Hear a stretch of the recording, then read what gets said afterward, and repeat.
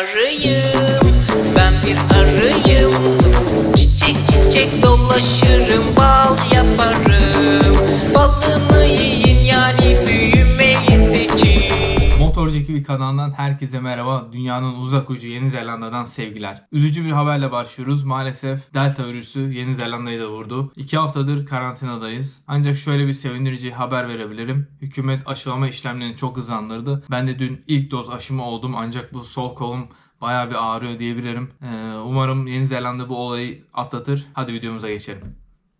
Bugün sizlere Yeni Zelanda'nın en meşhur balı olan Manuka balını tanıtacağım. Manuka çiçeği Manuka ağacı ya da başka bir adıyla çay ağacında yetişiyor. Güneydoğu Avustralya ve Yeni Zelanda'ya özgü bir ağaç. Boyları genelde 2 ila 5 metre arasında değişiyor ama tabii ki daha uzun olanlar da var. Buraya yaz mevsimi geldiğinde Aralık ve Ocak aylarında bu çiçekler açıyor ama sadece 2 ila 6 hafta arasında açıyor. Rengi beyazdan pembeye çalıyor diyebilirim, yani beyaz ve pembe arasında. İçeriğinde amino asit, magnezyum, demir, potasyum, B vitamini, sodyum, kalsiyum, bakır, fosfor ve çinko bulunuyor.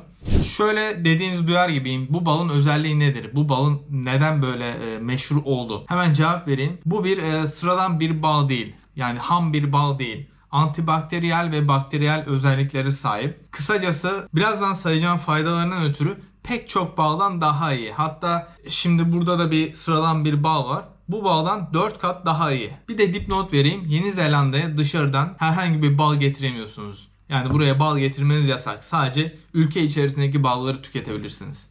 Bal kavanozunun üstüne baktığımızda burada bazı yazılar görüyoruz. UMF ve MGO şeklinde. Öncelikle UMF'yi açıklayayım. Bu Unique Manuka Factor demek. Yani benzersiz Manuka faktörü adı verilen bir sistem kullanılarak derecelendiriliyor. Etiketteki UMF numarası şişedeki MGO miktarını temsil ediyor. Yani şişedeki numara ne kadar yüksekse Manuka balı o kadar antibakteriyel aktiviteye sahip oluyor. MGO ise Manuka balını bu kadar özel yapan metil glioksal oranını gösteriyor. Ancak tüm ballarda bu MGO eşit miktarda dağılmıyor. O yüzden de bu bal elde edilirken ayrı ayrı testler yapılıyor ve bu MGO oranına göre de ayrı ayrı kavanozlanıyor ya da paketleniyor. Mesela bu 263 MGO'luk bir bal. 30 ile 100 MGO olanlar kahvaltı için, yani yemek için ideal. Tatlı ihtiyacınızı karşılamak için ideal. Ancak bu ise adeta bir ilaç görevini görüyor. O yüzden de 2 tatlı kaşığından fazla tüketmemek gerekiyor günlük. 2 ya da 3. Yani bir sabah, bir öğlen, bir akşam alabiliriz. Burada da size göstermek için açtım. İçi bu şekilde. Kıvamı pekmez kıvamında. Yani buradaki bal gibi böyle akışkan bir özelliği yok. Hatta ters çevirsek bile akmıyor. Şöyle biraz alayım, göstereyim size. Gördüğünüz gibi böyle macun kıvamında, pekmez kıvamında biraz. Diğer ballara göre böyle derinlemesine kokladığınız zaman yani böyle hafif bir ilaç kokusunu alabiliyorsunuz. Öyle diyeyim. Şimdi biraz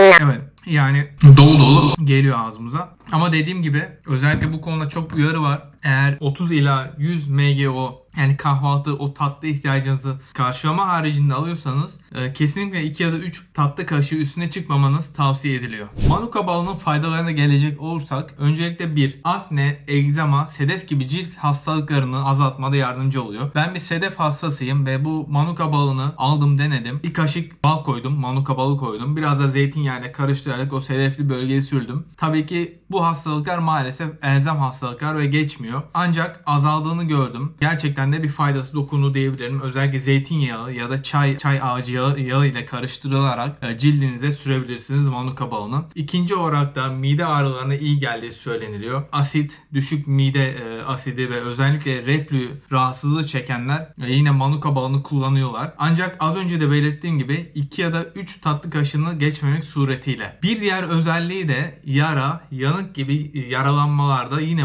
Manuka balı kullanılıyor. Ama sadece Manuka balını böyle sürmüyoruz. Yani onu bir şekilde yumuşatmamız gerekiyor ki o yaraya, o açık yaraya sürebilirim. Yapılan araştırmalar bunu gösteriyor. Ayrıca MRSA denilen bir enfeksiyon var. Bu halk arasında hastane enfeksiyonu diye de biliniyor. Yine bunun içinde Manuka balı faydalı olduğu söyleniliyor. Ayrıca diş çürümesi, diş eti rahatsızlığı, diş eti enfeksiyonlarına da yine Manuka balının etki ettiği söyleniliyor. Yani böyle bir iyileştirici gücü olduğu söyleniliyor.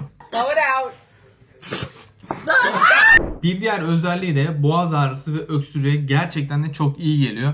Hatırlayacağınız gibi annelerimiz bize ne yapar? Biraz öksürmeye başladığımızda bal, limon, karabiber ya da zencefil karışımı hazırlarlar bize. Burada da aynı şey geçerli. Burada sadece manuka balını katıyorlar. Karabiber, limonun yanı sıra ayrıca tarçın da ekliyorlar. Gerçekten özellikle öksürük konusunda yani çok faydalı bir yiyecek. Çok faydalı bir yiyecekten ziyade ilaç diyebilirim. Bir diğer özelliği benim birkaç gündür test ettiğim ve gerçekten de gördüğüm bir özelliği. Uykudan önce bir çay kaşığı manuka balı aldığınızda doğal bir melatonin salgılıyor. Yani uyku hormonu salgılıyor size. Ben genelde hani ılık bir süte ekliyorum bir kaşık manuka balını karıştırıyorum öyle içiyorum.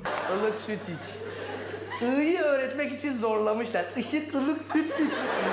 Gerçekten de hani bu karantina sürecinde biraz uykusuzluk çekiyordum. Hani uyumakta zorlanıyordum ama bu yolu denedim ve çok faydası oldu diyebilirim. Yani hatta birazdan da yapıp içeceğim. Son olarak da diyebileceğim nezle, grip gibi durumlarda sinüzitlerin açılmasına da yardımcı oluyor. Soğuk algınlığı, grip, solunum yolu enfeksiyonlarına iyi geldiği söyleniliyor manuka balının.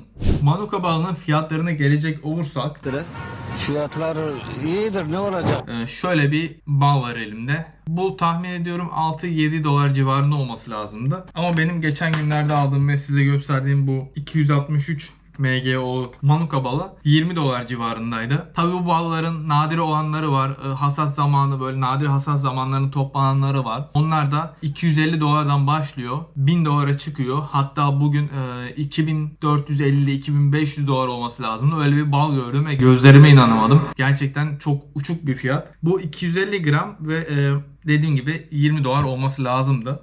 Manuka balı sadece bal olarak kalmadı. Yüz maskesi, sallama çaylar, protein barlar, yani bu ülke Yeni Zelanda manuka balını kullanmada çok etkili oldu. Dünyaya tanıttılar. Sadece bal olarak kalmadı.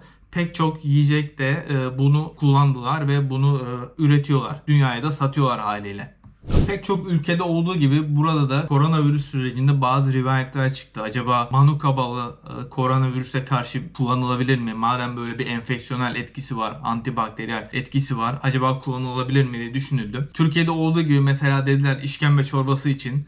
Burada duyduğum kadarıyla Hindistan'da da Hintlere özgü masala çayı dedikleri çay var. Onu da koruduğu iddia ediliyor. Burada da manuka balına sarıldı insanlar. Ancak bu doğru değil. Şöyle diyeyim. İngiltere'de yayınlanan manuka reklamlarında manuka'nın gerçek özellikleri söyleniliyor. Antibakteriyel özellikleri var, işte öksürüğü alıyor diye. Ancak bu insanları yanılttı diyebiliriz. Yani kandırmaca yok. Ancak insanlar bir şekilde kafalarında bu antibakteriyel balı koronavirüse karşı bir ilaç olarak düşündüler. Ancak bu doğru değil. İngiltere Reklam Standartları Kurumu da bu reklamı yasakladı. Yani bu reklamı kaldırdı. Maalesef böyle bir gücü yok manuka balının. Keşke olsa. Ancak bir önceki özelliklerini saydığım zaman size söylemiştim. Öksürüğü gerçekten de çok yumuşatıyor diye. Herhalde bu koronavirüs geçirenlerde kullanmış olabilirler. Ben bilmiyorum. Ben koronavirüs geçirmedim henüz. Yani o boğazı yumuşattığını söyleyebilirim. O öksürüğü biraz azalttığını söyleyebiliriz. Ama kesinlikle ve kesinlikle koronavirüs karşısında %100 etkili bir şey değil. Bir ilaç değil. Sadece yardımcı, o boğazınızdaki öksürüğü yumuşatmaya yardımcı olan bir gıda takviyesi. Hepsi bu. Kısa bir video oldu ama size buranın en ünlü balını tanıtmak istedim. Manuka balını. Ben açıkçası biliyordum ancak hiç yani tatmamıştım. Genelde öbür ballardan alıyordum, yiyordum. Bunu da son 3 gündür falan yiyorum. Yani bağımlısı oldum diyebilirim. Kaşık kaşık yiyorum. Yememem lazım aslında. Kendi yaptığım uyarıya pek uymuyorum. Yani günde bir 4-5 kaşığı buluyorum. Ama dediğim gibi iyileştirici özellikleri gerçekten de bilimsel olarak ispatlandı. O yüzden de hani burada eczaneye gittiğiniz zaman, markete gittiğiniz zaman manuka balını görebiliyorsunuz. Yani eczanede bal görmek birazcık tuhaf geliyor ama bir ilaç özelliği de gördüğü için eczanelerde de satılıyor. Siz manuka balını hiç duydunuz mu?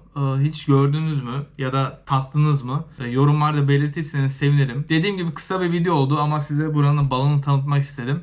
Görüşmek üzere. Kendinize iyi bakın. Hoşça kalın.